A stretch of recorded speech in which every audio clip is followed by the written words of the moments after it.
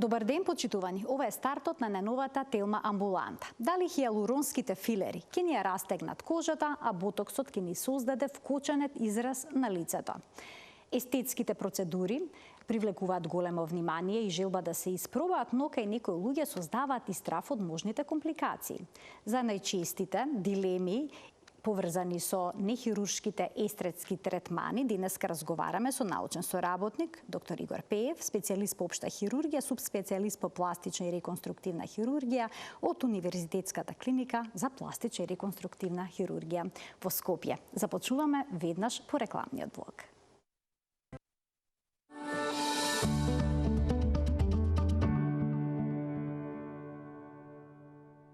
Во денешната Телма амбуланта ќе ги разјасниме најчестите вистини и заблуди поврзани со ботоксот и филерите. Разговараме со научен соработник доктор Игор Пеев, специјалист по општа хирургија, субспецијалист по пластична и реконструктивна хирургија од Универзитетската клиника за пластична и реконструктивна хирургија. Докторе, добре ни дојдовте во студиото на Телма. Добар ден. Пријатно кај вас. Секогаш ми е драго кога имаме ваква тема за разговор и за обработка. Како старее кожата? Дали нејзиното старење го прати и целокупното старење на организмот? Па така, кожата, бидејќи е најизложена во директен контакт со надвршната средина, е секако на екзогените фактори најподложна на нивно влијание и заради тоа можеби и порано од останатите органи е склона на старење. Сонцето со УВ зраците допринесуваат до оштетување на клетките на кожното ткиво и нивно видоизменување со тек на време. Тоа се гледа во вид на брчки, пат на еластозата, пат на пигментацијата, дисхромија, односно различна премоеност на одредени делови, посебно на лицето, на носот, на челото, таму каде што е највеќе изразено ова негативно влијание од сончевите зраци. Секако загадени од воздух, други надворешни средини, бидејќи сме во директен контакт со нив, допринесуваат за нејзино старење. Знаеме дека ботоксот масовно се користи за разубавување, за подмладување и слично. Што содржи всушност ботоксот, бидејќи можеме да прочитаме дека во себе има некаков токсин? Така, генеричното име е практично ботулинум токсин, односно тоа е токсин од Clostridium botulinum, бактерија која што во нормални услови, во поголеми количини на излачен ваков токсин доведува до фатални, сериозни, некојаш и фатални последици. Меѓутоа, во оваа прилика станува збор за лиофилизиран, значи ослабен токсин од самата бактерија, кој што се разредува во одредена концентрација со физиолошки раствор и во микро количини го добиваме ефектот кој што го посакуваме со цел да се парализираат одредени мускули на нашето тело. Постојат повеќе од 100, ако верувале или не, постојат повеќе од 100 индикации за негова примена во светот, од кој што секако најупотребувана, некогаш и најзлоупотребувана е неговата примена во козметската, односно во козметологијата и во неестетското подмладување кај луѓето. Но како што споменавте, на вистина во многу области од медицината наоѓа примена. Последната, например, од Food and Drug Administration од Америка е за третман на мигрени, односно интензивни главоболки, мигрени кои што се рефракторни на други тип на третман. За прекомерно потење?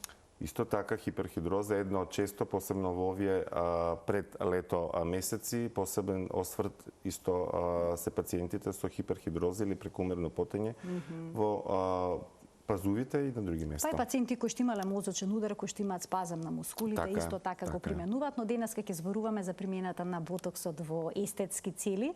Ќе ни разјасните низа дилеми кои што се врзани со ботоксот, а ги има бројни, кога истражував на вистина најдов многу.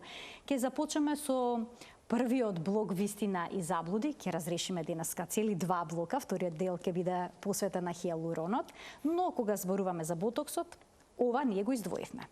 Ботоксот е бришач на брчките. Ботоксот може да создаде вкоченет израз на лицето.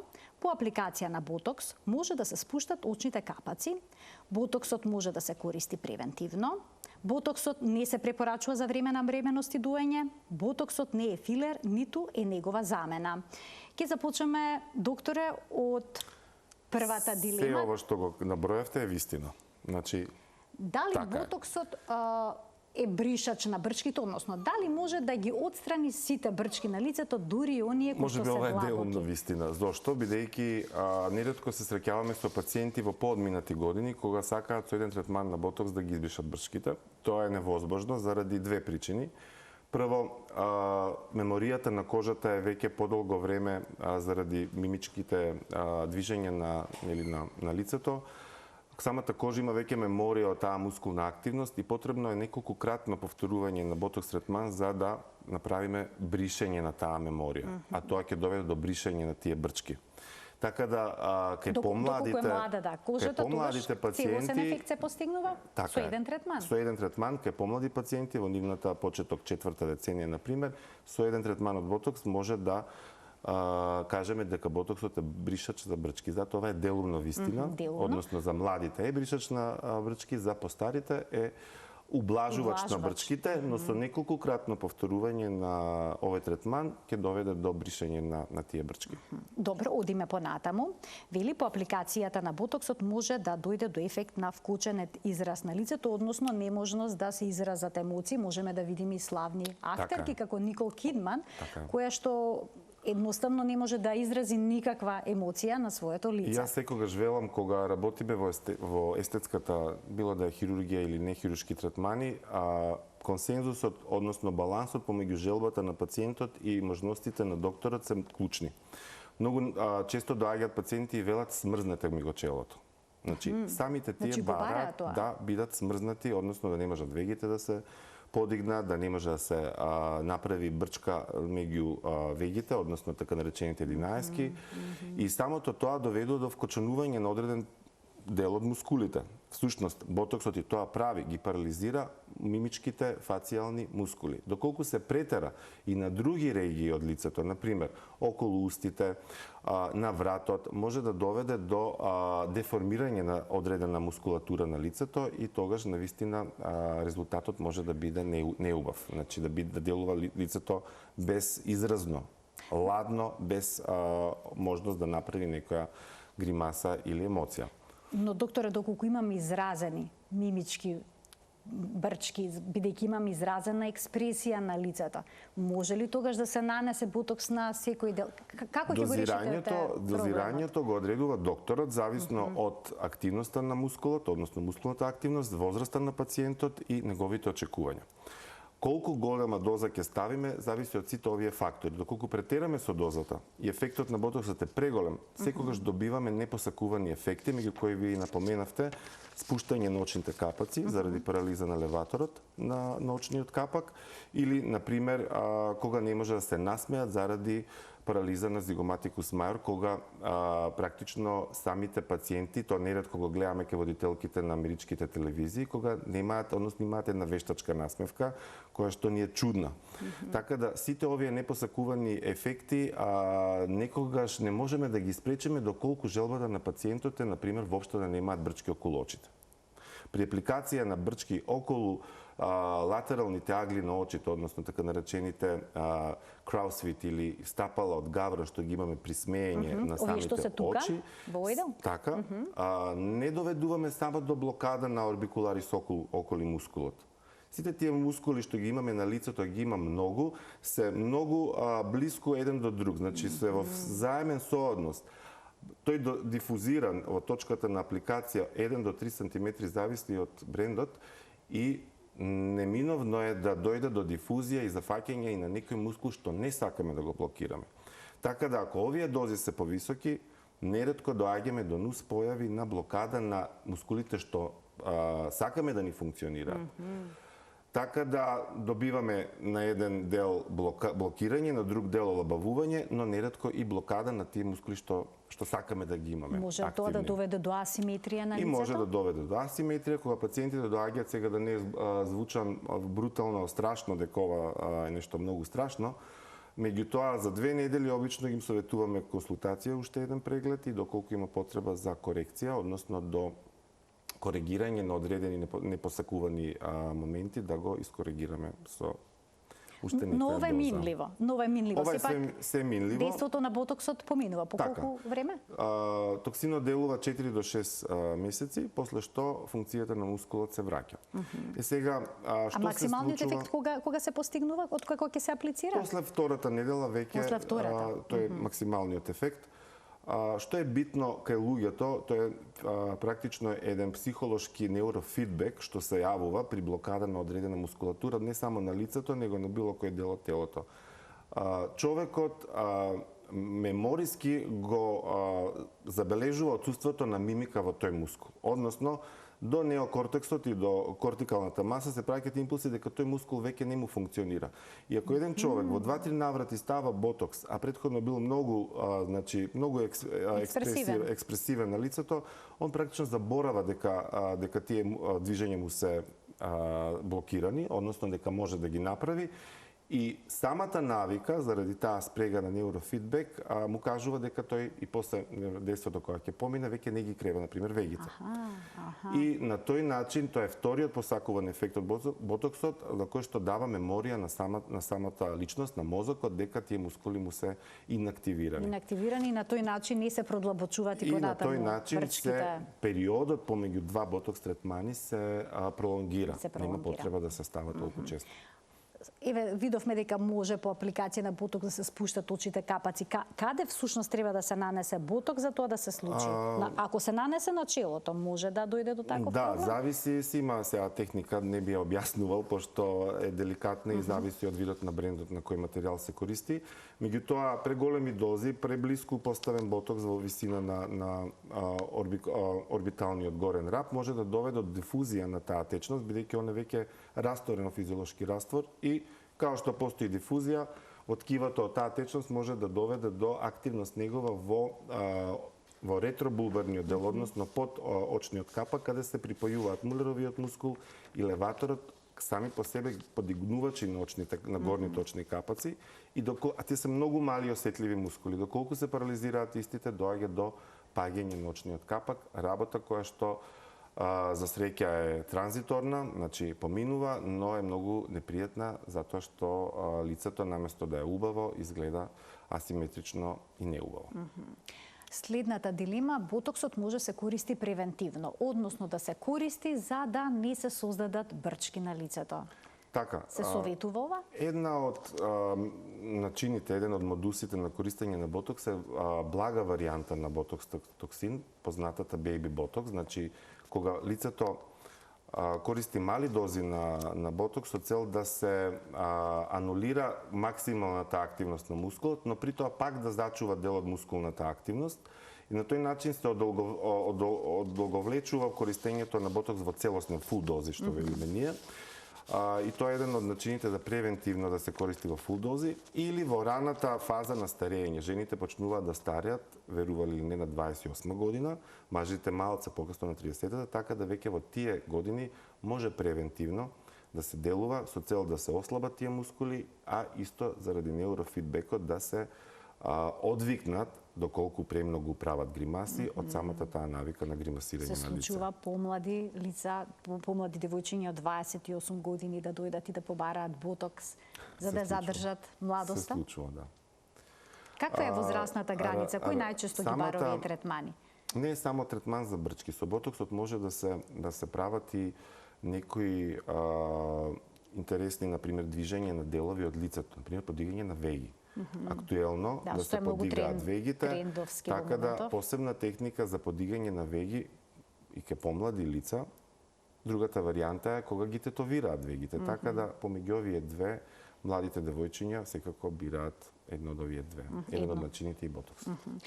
Продолжуваме понатаму. Ботоксот не се препорачува за време на бременост и доање. Тоа се избегнува? Тоа е дефинитивно. Зошто? Бидејќи прво го изложуваш плодот на неуротоксин, под еден, под два нема ни една студија која што е правена на бремени и на доелки. Значи, тоа се однесува исто и за филерите, исто и за ботоксот, и за многу други козметски процедури, односно естетски хируршки процедури. Бременоста не е момент кога ова треба да се прави. А има ли студии колку често може да се користи ботоксот на лицето? Бидејќи сепак се работи за во низ годините. Имаше едни студии кои покажуваат долговремена употреба, дека долговремена употреба на ботокс доведува до истенчување на кожа заради атрофија на самиот мускул, тоа настанува. Не се истенчува кожата, туку мускулот што е под самата кожа се истенчува, бидејќи ти го држиш во една континуирана атрофија, односно неактивност. Било кој мускул кој е неактивен, атрофира, односно се намалува неговиот волумен и така да лицето делува дека има по-слаба кожа, у суштина мускулот испод е тој што има ослабено. Но и друга работа, во поново време, нели рековме дека ботоксот доведува и до намалување на потењето, значи се атрофираат и делови од самата кожа, односно потните жлезди атрофираат и други структури, и заради тоа, односно не е кожата, него структурите што се под и во самата кожа тие што атрофираат заради долготрајната употреба. Најновите студии е дека ботокс не треба да се користат после 55-та година, токму заради ова, бидејќи веќе толку. Значи тоа е горна граница, 55 година. Прелиминарни се тие неофициализирано, меѓутоа излегуваат студии дека ботоксот треба да се користи, значи од 30-та до 55-та. После тоа други техники за неуромодулација. Ке појасните во текот на емисијата кои се тие, доколку кај некој се јават несакани ефекти од ботоксот, да речеме гадење, повраќање, отоци, што може се презема во тој момент?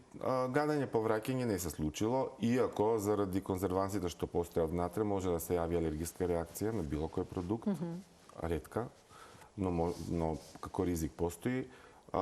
Може да се јави нормално од местото на убади мал излив, крвен излив, хематомче која што би поминало за неколку денови. Многу често оние кои што прв пат аплицираат ботокс се жалат на главоболка.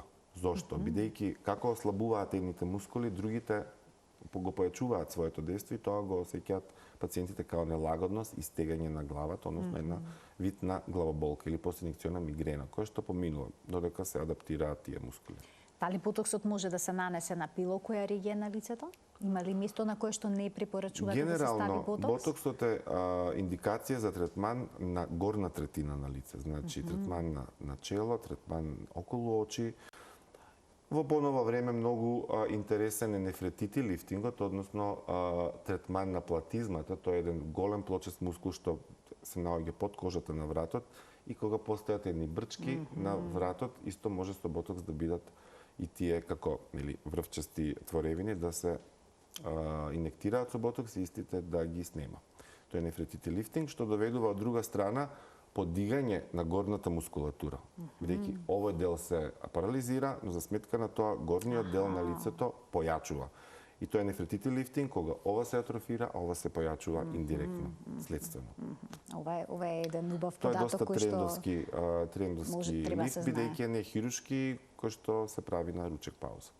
Може да создаде некакви проблеми при движењето на вратот, бидејќи се работи за мускули? Ако се предозираме со ботокс, може. Значи, сепак тајната е умереноста и дозирањето. Точно како да се тоа ние го знаеме, колку када, затоа треба стручно лице доктор да ги спроведува овие третмани. Следното е, ботоксот не е филер, ниту е негова замена. Некои ги мешаат овие работи. Да, неретко ќе кажат ставете ми ботокс уста. Во уста се става пополнувач филер, нели, хилуронски најчесто. А над устата се става ли ботокс, заборавив да ве праша? Ботокс на третман на пушачките брчки, кај луѓе кои што нели имаат исто многу зборуваат и кога се појавуваат вертикални брчки над усницата, се ставаат микро дроплеци, микродози на ботокс со цел да се малку опушти орбикуларис орис мускулот, но да не се претера, бидејќи може да имаме проблем со зборувањето и џвакањето. И џвакањето, значи веќе би се нарушил и доколку се претера. Драматично квалитетот на животот, доколку се случи такво нешто. Споменавте дека ботокс не се става во усните. Не. Тоа се филерите. Тоа се филерите. Пополнувачите. Што содржат тие? Хилуронската киселина е тоа главната состојка што ја содржат филерите. Таа е нормална молекула, тоа е протеогликан кој што се наоѓа во нашето тело и нормално и како таква навлекува многу вода. Значи една молекула на хилуронска киселина врзува 100 молекули на вода и било каде да се аплицира, практично доаѓа до волуменизирање на телото каде што се аплицира. Најчесто и една од првите индикации во светот беше тоа пополнување нели на устните. Меѓутоа, денес постојат и друг тип на хиалуронски киселини кои што се користат за зголемување на задници, на други делови од тело, така да не е све ограничено на третман на лице, иако нели 99% најчесто се ставаат во лицева регија. Значи тоа е хиалуронски препарат? Хиалуронски препарат. Дали има различни препарати за различни делови на лицето? И дали има различни хиалуронски препарати за различни возрасти? Вака, хиалуронските филери ги има, значи, не знам, може би 20 на фирми, може и повеќе во светот кои што ги произведуваат и секој од нив има своја техника на производство. Некои се, не знам, со генетски инженеринг, некои се природни, некои се вакви и такви, тоа не навлегуваме во структурата на производството, но во однос на густината и во однос на вмрежувањето на хиалуронските киселини постојат исто битни разлики кој каде смее да биде ставен. Густината на хиалуронската киселина по 1 мл, што најчесто и пакувањето на еден филер, е таа што ги одвојува кој каде да биде ставен. Понатаму, дали е чиста хиалуронска киселина или има и некои други состојки, дали има, например, аминокиселини, витамини, дали се користи како пополнувач или како освежувач на лицето, за хидрирање на лицето во форма на мезотерапија. Класичните филери што ги користиме се поделени од самиот производител на градиентни скали, значи, кој каде може да биде ставен. Значи, на најмеките филери се ставаат околу очи, на меките делови од лицето, потврдите се ставаат на јаболкниците, на самата коска и длабоко. Оние со средна густина и со средно мрежување ставаат на уста. Сега, бренд имињата нема да ги споменуваме, но докторот прави проценка. Секоја фирма си има у принцип плејада на различни густини, плејада на различни имиња, кој каде да биде, најчесто кис за уста го именуваат и така. Имаме и тука некои дилеми кои што сакаме да ги разрешиме, кои што се поврзани со хиалуроните и вели. Хиалуронските филери се применуваат на целото лице. Веќе споменавте дека тоа така. Кога ќе помине ефектот на хиалуронските филери, кожата ќе изгледа полошо од претретманот. Лазерот и хемискиот пилинг може да оштетат кожата. Го проширивме малку овој блок. PRP третманите ја затегнуваат кожата. Ако секојдневно користиме квалитетна козметика, нема да не бидат потребни естетски третмани.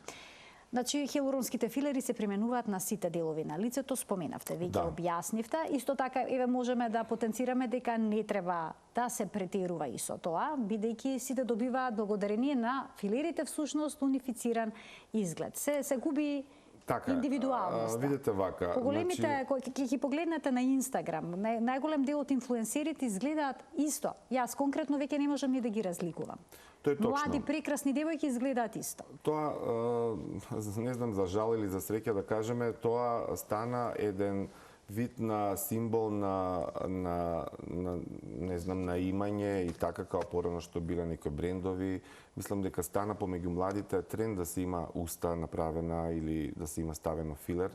Значи еден вид на модни трендови следени од некои лица од социјалните мрежи помеѓу себе или не знам некои пејачки, познати филмски звезди.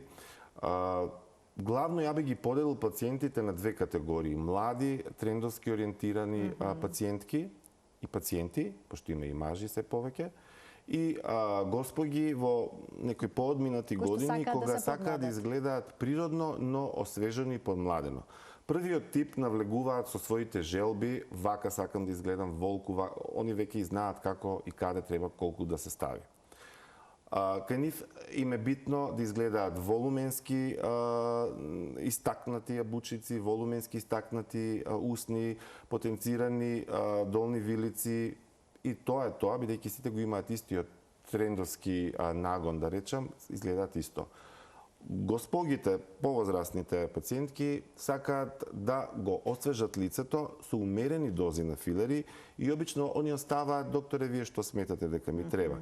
Кај нив главен приоритет е квалитетот на кожа и тоа е најголемиот тренд за мене во моментот. Филерите мислам дека ќе им дојде период да малце стагнираат од интересот на побарувачката помеѓу пациентите. Се повеќе доаѓаат луѓе што сакаат да изгледаат младо, освежено, да не се ги познава дека имаат ставано филери, но да нивната кожа им е светната, да имаат помалку брчки, да изгледаат сјајно, а тоа во принцип значи третман на кожата. Самата кожа или квалитетот на кожа се негува на два начини. Едниот е од внатре, длабинско, што го правиме со мезотерапии, со апликација на PRP, со инјекциони техники, еве пак ги споменеви филерите, онаму каде што треба да се дополни волумен, и од површината е вториот дел каде се третира, и тука доаѓаат веќе до израз хемиските пилинзи, апаратите базирани на енергија, би ги спомнал IPL, Intense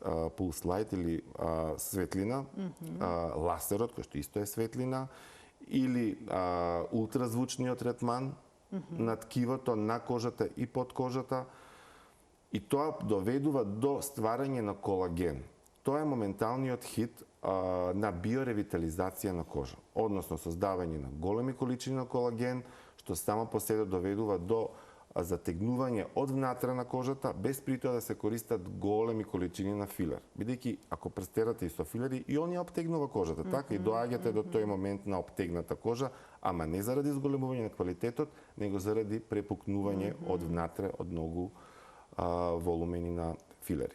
Доколку имаме премногу волумен на филер во лицето, постои ли овој ризик кој што е наведен на нашиот лоб, кожата да се опушти, да се растегне по неговото абсорбирање? Една од првите дилеми, уште кога филерите почнаа да излегуваат на пазарот пред 10-20 на години, беше дали после абсорбција на филерот, бидејќи тој трае најчесто 9 до 12, некои до 18 месеци, дали кожата се враќа на правобитната позиција или не. Покажани се студиите дека од самото инјектирање се допринесува за дополнително создавање на колаген. Него не само филерот, него иглата што влегува. Повредата доведува до неоколагенеза или создавање на нов колаген и пораст на бројот на фибробласти, тоа се клетките што го лачат колагенот, и од таму произлезе една многу актуелна во последно време техника микронидалинг или многу ситни иглички кои што влегуваат и ја повредуваат со микроповреди, со ролери, со други техники и така натаму и така натаму. Така да, после поминување десот на филерот, кожата се враќа на можеби малку подобрена позиција од тоа што било, колку секако не претераме со нашиот живот, бидејќи фибробластите се во зголемен број од претходно. Една година е потребно да тој се нормално разгради во организмот. Дали целосно се разградува? Целосно се разградува по пат на хидролиза. Доколку сме претерале некаде и треба да се уништи тој филер, постои антидот, за разлика од ботоксот, каде немаме антидот, односно против отров.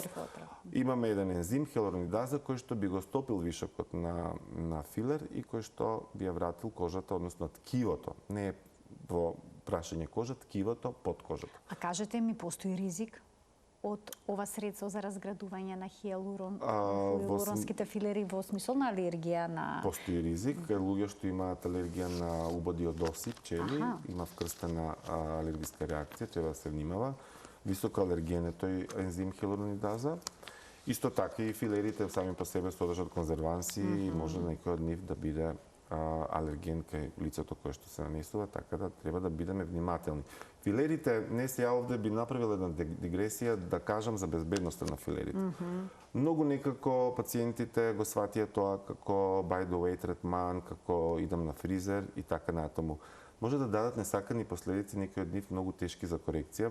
Ние како терцијарна здравствена установа неретко гледаме такви компликации од нестручни лица кога аплицираат. Кои се најчестите, доктора? Значи, сум видел некроза на дел од кожа, околу нос, например. Изумирање на ткивото? Изумирање на ткиво, кој што настанува заради обструкција или оклузија на крвниот стат што го храни тој дел со филер, со количина на филер, притиснат или внатре во самиот лумен на крвниот стат попълнет филер, кој доведува до исхемија, изумирање, некроза на ткивото. Во литературата постојат исто така и слепила, кога настануваат заради внес на филерот во крвниот стат што го исхранува очниот нерв. А сега се ставаат во подочниците? Да, така да поставувањето на филери треба да биде дадено на лице кое што има познавање од анатомијата има вештина во своите раце, кој што има соодветно образование и кој што може да биде достапен овде за вас, да не даде Боже нешто да се случи. За среќа, таквите компликации се малце, меѓутоа и една да е за тоа лице е 100% компликација, а истото дошло да биде поубаво, а не да Пото да решава некрози, како што споменавте, што е сериозна состојба. И после завршуваат со лузни, па третман на лузни и нели она одиграчка плачка на крај ќе биде. Заинтересирани ли се за ризиците кога доаѓаат кај вас? Ево вие помладите пред се. Предпоставам дека по возрастните лица веќе некои што сакаат разубавување, читаат, се информираат. Сите читаат. Во последно време, благодарение на интернетот, сите отприлика знаат што може да настане и како, меѓутоа довербата е многу битна и посебно е битно за тие што ставаат прв пат да им се каже што може да настане, што, значи, модриците, многу од моите колеги во светот не ги рачунаат за компликација, бидејќи модрица може да настане додека се шетаме из канцеларија и судриме самите себе. А при инектирање или презимање на крв која имате модрица, го сваќате толку, не ми се направи модрица. Но овие посериозни работи често не се прашувани, не се разговарани, или не да Боже од почетници, па слушам некогаш и кај козметски студија се става, тоа они него ни знаат можеби тие, а тек да го кажат на пациент. Докторе, можат ли фиброзни ткива да се формираат, а потоа некој топче да има може на лицето? Може грануломи да се формираат, фиброзни ткива да се формираат. Јас не би сакал, знаете, кога зборуваме за нешто убаво, избегнувам да ги плашам луѓето, бидејќи кога ќе ме прашаат има ли ризик од пастување силикони, има, значи и од слепо црево има ризик. Од било која интервенција има ризик и тој секогаш постои. Меѓутоа, не сакам по природа, сум таков оптимиста да не разговараме. Но мора да се напоменат некои работи што може да настанат. Денеска некако се задржавме на несаканите дејства во емисијата. Друг пат ќе поразговараме и за другите аспекти. Следува лазерот и хемискиот пилинг, може да ја оштетат кожата, може да ја изгорат? Всушност и начинот на разубавување е преку оштетување на површните слоеви на кожа. Што веќе споменавте, на тој начин се создава всушност колагенот. Така е, на тој начин се стимулира растот на нова кожа, бидејќи се слупуваат површните слоеви на кожа до базалната мембрана, каде што се создаваат нови клетки со нов мултипотентен потенцијал, со многу нов колаген. И всушност овде ја правиме дозирано повредата на кожа со цел кога ќе се создаде нова да биде уште посвежа, уште поубава и побебешка. Неретко кај нас, например, на клиника која ќе дојдат изгорени во лице и после се затегнати. Исто и всушност и ова хемискиот пилинг е еден метод на хемиски изгореница со дозирани концентрации на најчесто овошни киселини, има се и понови и поагресивни, и после која треба нега. 2 до 3 недели се потребни да еден длабок хемиски пилинг да заздрави пациентот од тоа. Летниот период не го препорачувате за такви длабоки, не средни длабоки не се советуваат. Зошто? Бидејќи самото сонце веќе го оштетува новонастанатото ткиво, новонастанатата кожа, она е склона на хиперпигментација или хипопигментација, па може да настанат многу шарени нијанси на лицето. Следно е PRP третманот ја затегнува кожата. PRP третманот е дел од регенеративната медицина, се применува во многу области, од некои што имаат проблеми со колената, примаат всушност инекции со плазма, богата со тромбоцити, всушност се зима мала количина од крвта на пациентот. Поентата е да се добие плазма богата со тромбоцити. Тромбоцитите се тие што содржат многу фактори за раст, кои што локално аплицирани го стимулираат околното ткиво да буја ангиогенеза, односно крвни садови, фибробласти, други плурипотентни клетки со цел да се создаде ново, односно да се регенерира. И како што рековте, тоа е заедно со матичните клетки е базата и иднината во регенеративната медицина. Многу се користи во лицевата нехирушка за третман на нехирушко разубавување.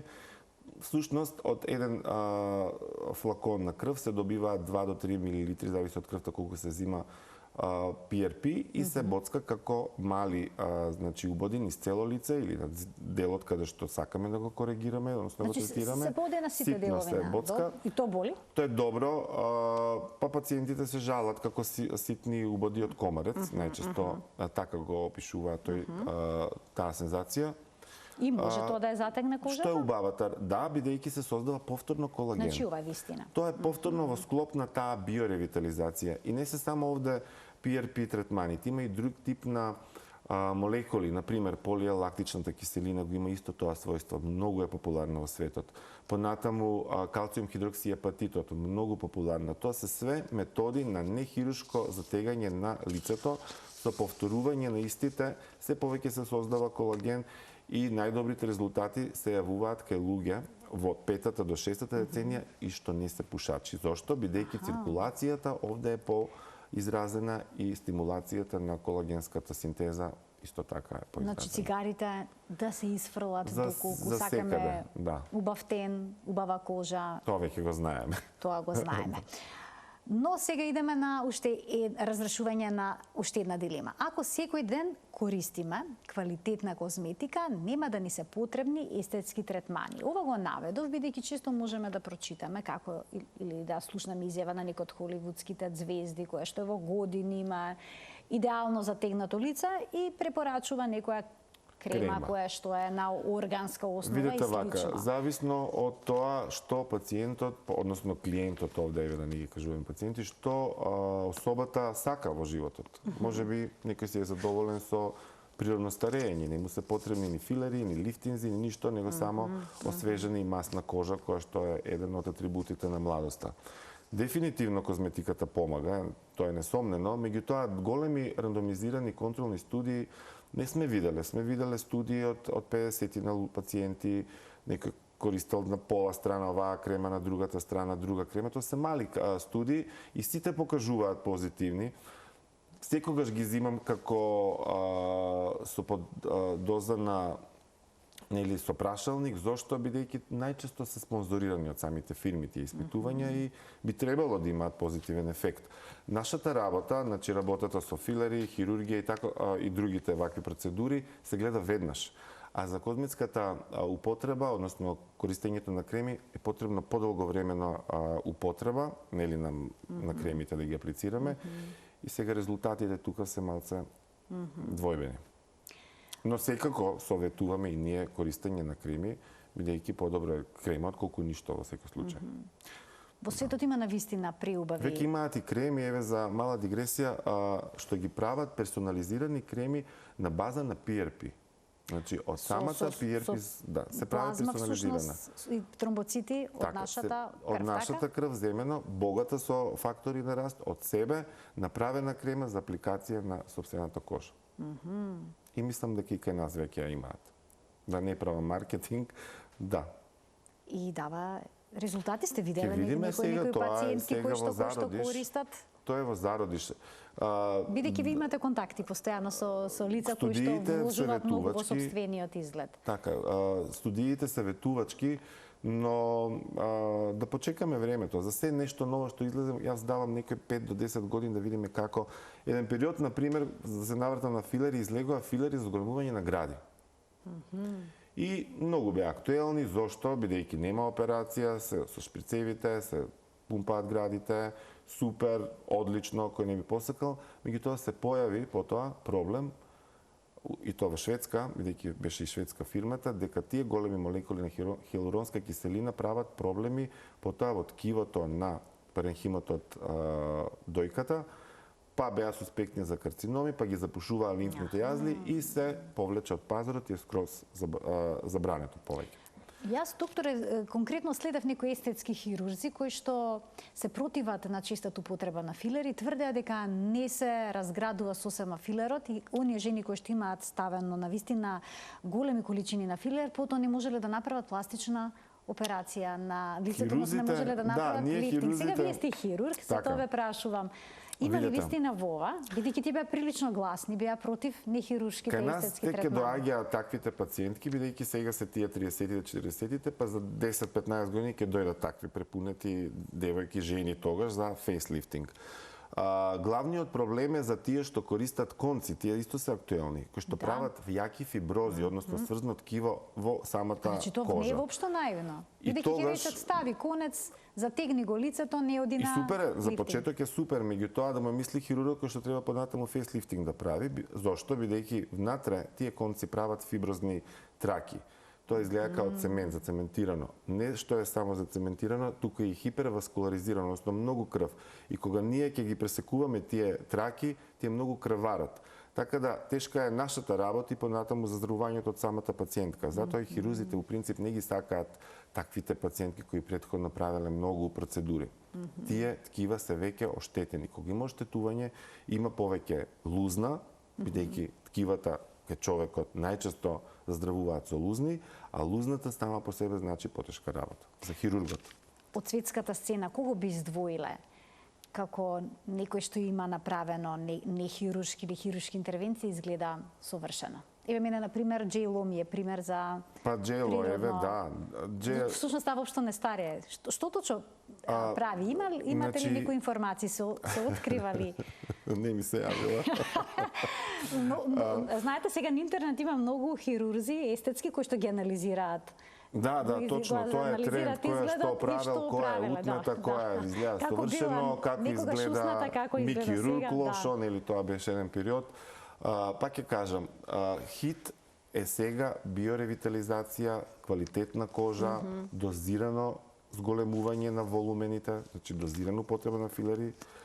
Битно е квалитетот на кожата да биде како кај бебињата, значи со многу колаген и еластин, сјаен. Така. И тоа е тоа што е всушност младачки. Затегнатост, сјајност на кожата, а не препунетост. Не е тоа младалачки. Така да овие, како да кажам, звезди од Jet Set-от во Америка и другите земји го знаат тоа и не сакаат да изгледаат смешно и одат повеќе на такви третмани. Така, тежниот кон природен изглед. Ласери во зимските периоди, благи хемиски пилинзи во зимските периоди, биоревитализација, мезотерапија многу актуелна во моментот, значи тоа се, али за тоа треба да имате време, значи вие И на пари. пациент и пари секако. Значи на пациент да му кажете на 3 недели да доаѓате да се боцкате, ќе ви каже, докторе, немам ни време, ни пари, значи кога, како, некако живееме ние. Сега тие звезди имаат вишок на време, бидејќи тоа има и животот, вежбање, исхрана, убавина, глумење помалку и така. Што се однесува до нас, обичните смртници, што да правиме ова лето за да се заштитиме, да речеме, од сонцето и да не ни настрада кожата уште повеќе? Заштитата на сонцето е број 1 за превенција од старење.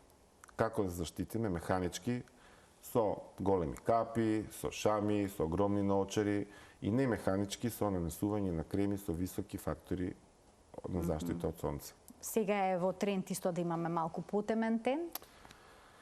Знам, јас секогаш се борам, значи пациенткиве мои кога ги видам и кога можам у солариум, абе немете солариум, јас мислам, сакам се што е дозирано, но солариумот е исто што и сонце, уве светлината е таа што ја штетува кожата. Така да, ако гледаме за моментална убавина и убавина во иднина, не треба да користиме солариум. Така. Нека се врати белиот изглед во мода. Аристократско бело велеле некогаш. Ја би бил среќен за тоа. Ви благодарам, докторе, многу за вашето денешно гостување во Телма амбуланта и за разрешувањето на бројните дилеми поврзани со најчестите нехируршки третмани за разубавување кај мажите и кај жените. Така, благодарам на поканата и се гледаме во друга прилика пак. Почитувани, тука завршува денешната Телма амбуланта. Ви посакувам да имате убав ден.